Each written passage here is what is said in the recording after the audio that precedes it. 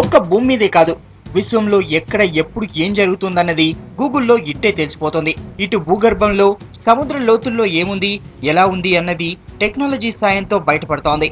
కానీ ఓ విమానం జాడను మాత్రం ఈ ప్రపంచం తెలుసుకోలేకపోతోంది. మలేషియా నుంచి చైనా వెళ్తున్న బోయింగ్ విమానం ఆనవాళ్లను ఇప్పటికీ పసిగట్టలేకపోతోంది.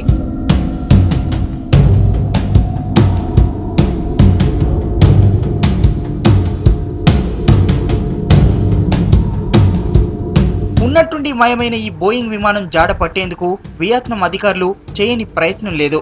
కానీ ఈ ఘటన జరిగి 24 గంటలవుతున్నా విమాన శకలాలు గాని, ప్రయాణికుల వస్తువులు గాని సముద్రంలో ఎక్కడా కనిపించలేదు.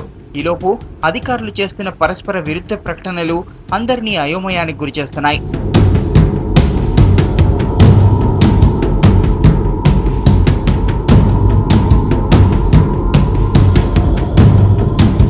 విమాన అదృశ్యం వెనుక ఉగ్రవాద చర్య ఉండొచ్చని మలేసియా అధికారులు భావిస్తున్నారు. ఇద్దరు ప్రయాణికుల పాస్పోర్ట్లు దొంగతనం చేసి విమానంలో ప్రయాణించిన ఇద్దరి సమాచారంపై అధికారులు దర్యాప్తు జరుపుతున్నారు. విమాన అదృశ్యం వీరి పనేనా అన్న దిశగా పరిశీలన చేస్తున్నారు.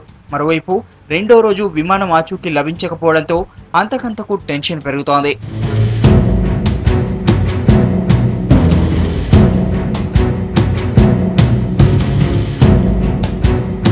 ఇక సాంకేతిక లోపం తలెత్తడంతో బోయింగ్ విమానం వెనక్కి ప్రయాణించి ఉండొచ్చని, అది మధ్యలోనే పేలి ఉండొచ్చనేది అధికారుల మరో అంచనా.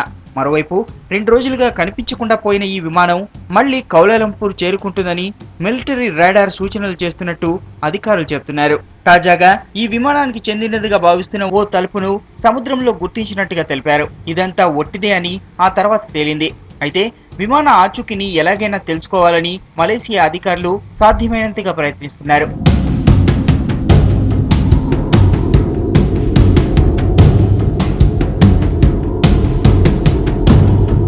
ఓవైపు అయిన వాళ్ల జాడ తెలుసుకోలేక వేదనకు గురవుతున్న విమాన బాధితులు అధికారుల ప్రకటనలతో మరింత ఆందోళన చెందుతున్నారు.